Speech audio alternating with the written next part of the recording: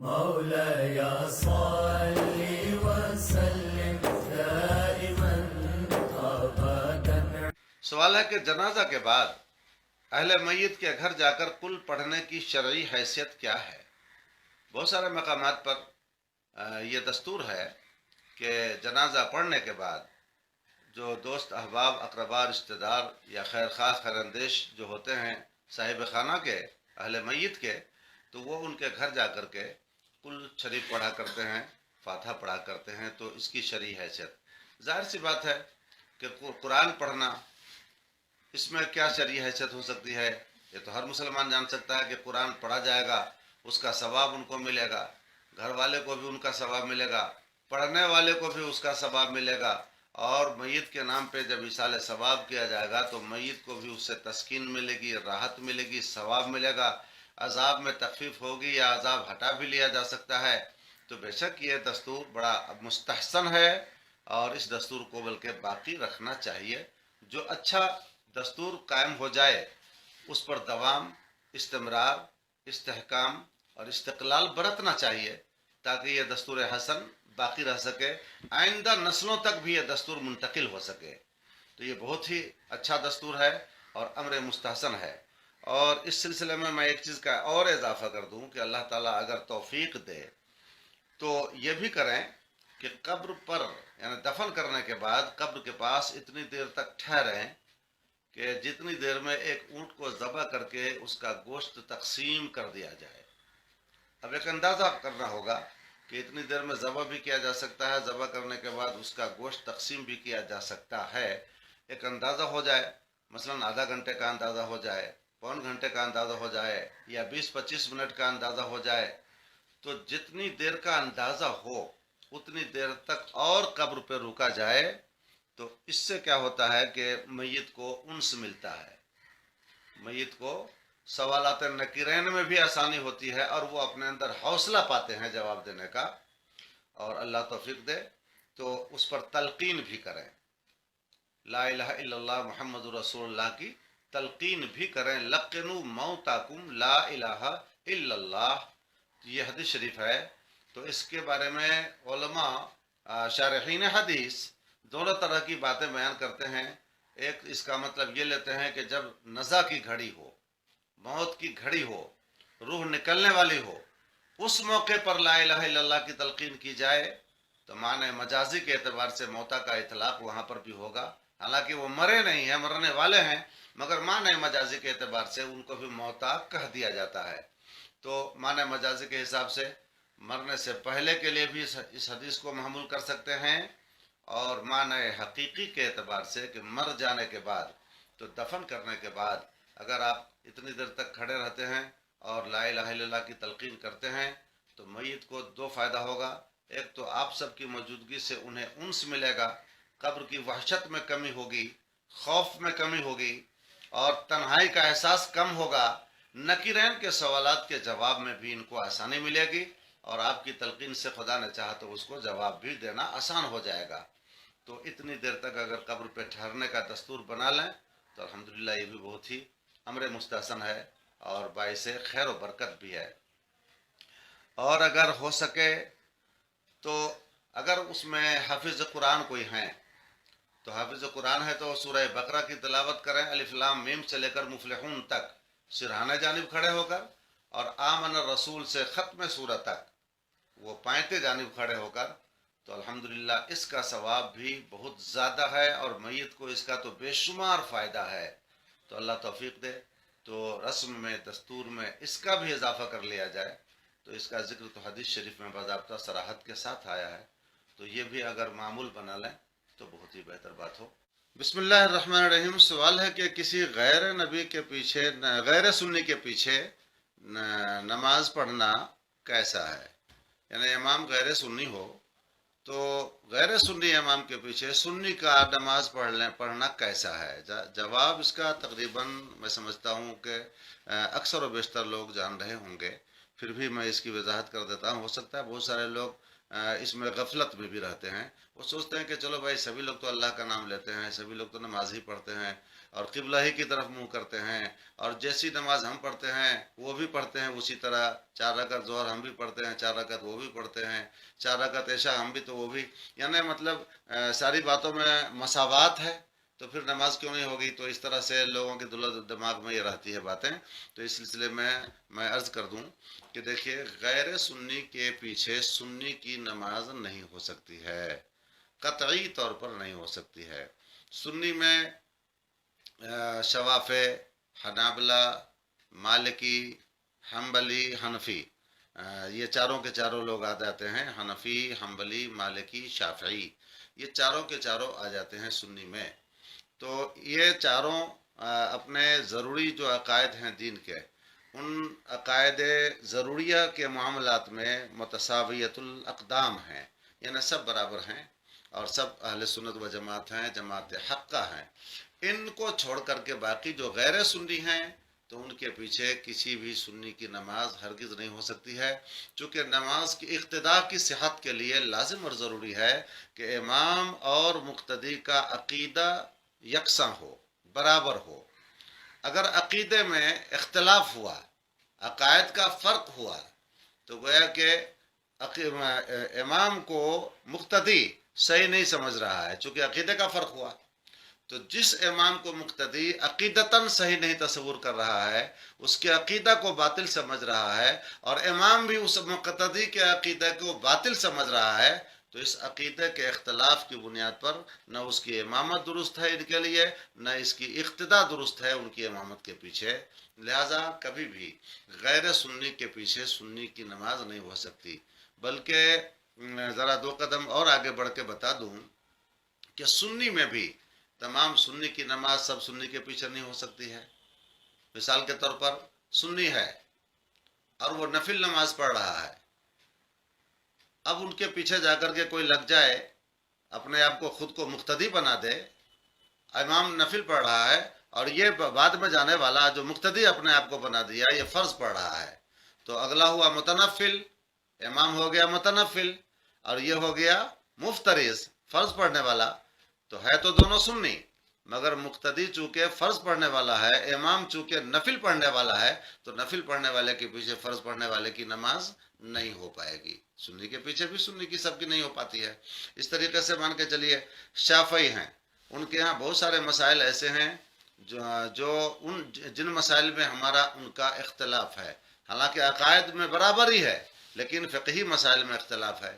امام شافعی رحمۃ اللہ علیہ کے یہاں خون نکلنے سے، بدن سے خون وغیرہ، پیپ وغیرہ نکلنے سے وضو نہیں ٹوٹتا ہے، قے ہو جانے سے بھی وضو نہیں ٹوٹتا ہے. اب امام شافعی کے ماننے والے شافعی امام ہیں، ان کے بدن سے خون نکلا آپ کے سامنے، یا انہوں نے الٹی کی آپ کے سامنے اور وضو کیے بغیر وہ مصلی امامت پہ چلے گئے، تو آپ اب ان کے پیچھے نماز نہیں پڑھ سکیں گے، کیونکہ آپ کے فقہ حنفی کے اعتبار سے وہ بے وضو ہو چکے ہیں. اب ظاہر بات ہے جب وہ بے وضو ہو چکے ہیں تو ان کے پیچھے آپ کی نماز کیسے ہو سکتی ہے؟ تو بسا اوقات ایسا ہے کہ سنی کی امام بھی نماز بھی سنی کے پیچھے نہیں ہوگی، تو غیر سنی کے پیچھے سنی کی نماز کیسے ہو سکتی ہے؟ لہذا جب ایسا موقع آ جائے، کوئی ایسا مقام آ جائے، کوئی ایسی مجبوری آ جائے، تو ایسی صورت میں یہ ہے کہ آپ اپنی تنہا نماز پڑھ لیں، منفردن نماز پڑھ لیں.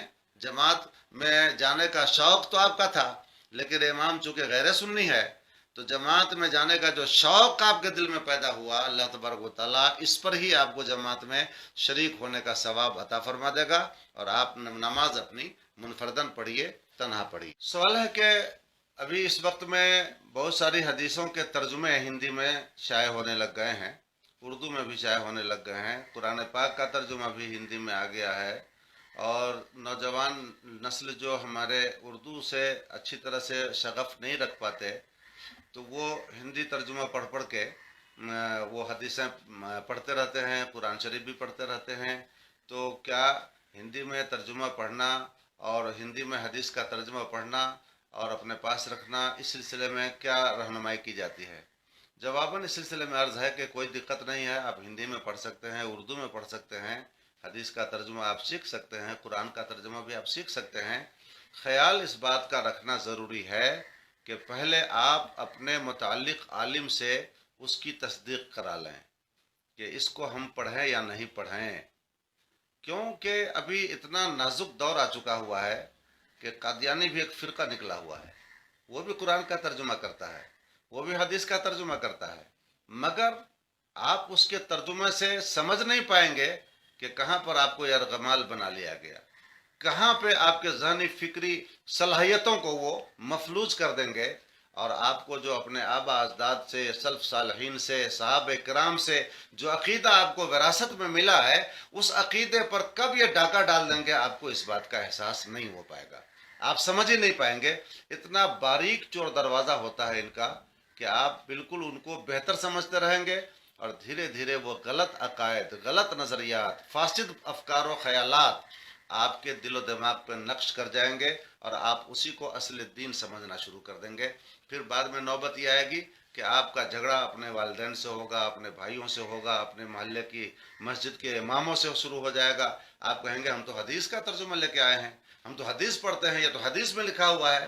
میرے بھائی، حدیث تو ٹھیک ہے، لیکن آپ کو کیا پتا کہ حدیث کا ترجمہ کرنے میں کہاں پہ اس نے 19-20 کیا ہے، زیر کو زبر کر دیا ہے، زبر کو زیر کر دیا ہے، آپ کو نہیں پتا چلے گا۔ اب اس کی ایک چھوٹی سی مثال آپ کو دیتا ہوں۔ قرآن پاک میں ایک سورہ ہے 30ویں پارے میں، سورہ والضحیٰ، اس میں ایک ہے آیت قریبہ وَوَجَدَكَ ضَالًّا فَهَدَىٰ۔ یہ ضالن ایک عربی لفظ ہے، اس کے کئی ترجمے ہوتے ہیں۔ دال کا معنی، دال اس درخت کو بھی بولتے ہیں جو پورے میدان میں، بیابان میں تنہا اکیلا ہو، گھنا سایہ دار درخت ہو۔ اس بیابان میں تنہا سایہ دار گھنے درخت کو بھی دال کہا جاتا ہے کہ مسافر دھوپ کی تمازت سے مجبور ہو کر اس سایہ دار درخت کے نیچے آ کر کے آرام کرے، اس کو بھی دال کہا جاتا ہے۔ اور کس کو کہتے ہیں؟ کسی کی محبت میں وارفتہ ہو جانا، کسی کی عقیدت میں، کسی کے عشق میں، اور کسی کی یاد میں بے خود ہو جانا، از خود رفتہ ہو جانا، اپنے آپ کی خبر نہ رکھنا۔ حضرت یوسف علیہ السلام کی یاد میں ان کے ابا محترم حضرت یعقوب علیہ السلام کو ان کے لڑکوں نے کہا تھا اِنَّكَ لَفِي ضَلَالِكَ الْقَدِيمِ، کہ آپ ابھی بھی پرانی وارفتگی میں ہیں۔ یوسف کی یاد میں جو آپ کے اوپر جذبہ خود رفتگی چھا چکا ہے، اس کیفیت خود رفتگی میں ابھی بھی ہیں آپ، کہ مصر میں بیٹھ کر کے، یہاں کنعان میں بیٹھ کر کے، اور آپ مصر کی کہاں ہے یوسف؟ کنعان کے کنویں میں وہ ڈال دیے گئے اور ان کو درندوں نے کھا لیا، کہاں چلے گئے؟ نہیں چلے گئے، اور آج بھی آپ ان کی خوشبو محسوس کر رہے ہیں۔ تو اِنَّكَ لَفِي ضَلَالِكَ الْقَدِيمِ، آپ ابھی پرانی وارفتگی کے اندر ہے، خود رفتگی کے اندر ہے۔ 7-8 معنی اس کے آتے ہیں، ان میں سے ایک معنی یہ بھی ہے کہ ضال کہتے ہیں گمراہ کو، جیسے سورہ فاتحہ میں آیا غیر المغضوب علیہم ولا الضالین، اے مولا ان کا رستہ نہ چلا جو جن پر تیرا غضب ہوا اور جو گمراہ ہیں۔ تو ضال کا ایک معنی گمراہ بھی ہے، اور دیگر معنی بھی ہیں۔ اب اس کا ترجمہ سورہ والضحیٰ کے اندر وَوَجَدَكَ ضَالًّا فَهَدَىٰ، اس کا ترجمہ گستاخوں نے کیا کیا کہ اے محبوب آپ کو آپ کے رب نے گمراہ پایا، فہدا تو رستہ دکھا دیا۔ اب دیکھ لیجئے، آپ تو کہیں گے کہ یہ قرآن کا ترجمہ ہے، قرآن سے حضور علیہ السلام کا گمراہ ہونا ثابت ہوا۔ اب آپ وہاں پہ کیسے فیصلہ کر پائیں گے کہ یہ ترجمہ غلط ہو گیا، اور ہمارے دل میں ایک غلط خیال ڈال دیا گیا، ہمارے دل کی دنیا میں ایک گمراہی کی بیج ڈال دی گئی، اس بات کا آپ کو بالکل احساس نہیں ہو پائے گا۔ تو اس کے لیے لازم اور ضروری ہے کہ آپ کو اپنے جانکار علماء سے رابطہ کرنا پڑے گا کہ کہاں پر اس نے 19-20 کیا ہے، کہاں پر اس نے فرق کیا ہے۔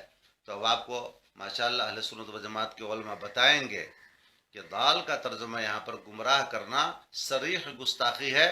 اللہ کے حبیب صلی اللہ تعالی علیہ وسلم نہ اعلان نبوت سے قبل وہ گمراہ تھے، اور نہ اعلان نبوت کے بعد گمراہ ہوئے۔ زندگی میں کبھی آپ کے ساتھ گمراہی آئی ہی نہیں، اور کیسے گمراہی آ سکتی تھی جو پوری دنیا کی گمراہی مٹانے کے لیے آیا ہو، ساری دنیا کی کجروی کو جو مٹانے آیا ہو، ساری کائنات کی گمراہی کو جو مٹانے اور ختم کرنے جو پیغمبر آیا ہو، وہ پیغمبر خود گمراہ ہو جائیں تو بھلا دوسروں کا راستہ کیا بتا سکتے ہیں؟ لہذا ان کی طرف گمراہی کی نسبت کرنا صریح گستاخی ہے، اور یہ پیغمبر اسلام صلی اللہ تعالی علیہ وسلم کی شان رسالت میں، شان ہدایت میں اور شان نبوت میں مداخلت ہے۔ اب اس مداخلت کا اس لیے ہر کسی کا ترجمہ نہیں پڑھنا چاہیے۔ اب سنی علماء نے اس کا ترجمہ کیا کہ آپ کو آپ کے رب نے اپنی محبت میں خود رفتہ پایا تو اپنی طرف راہ دے دی۔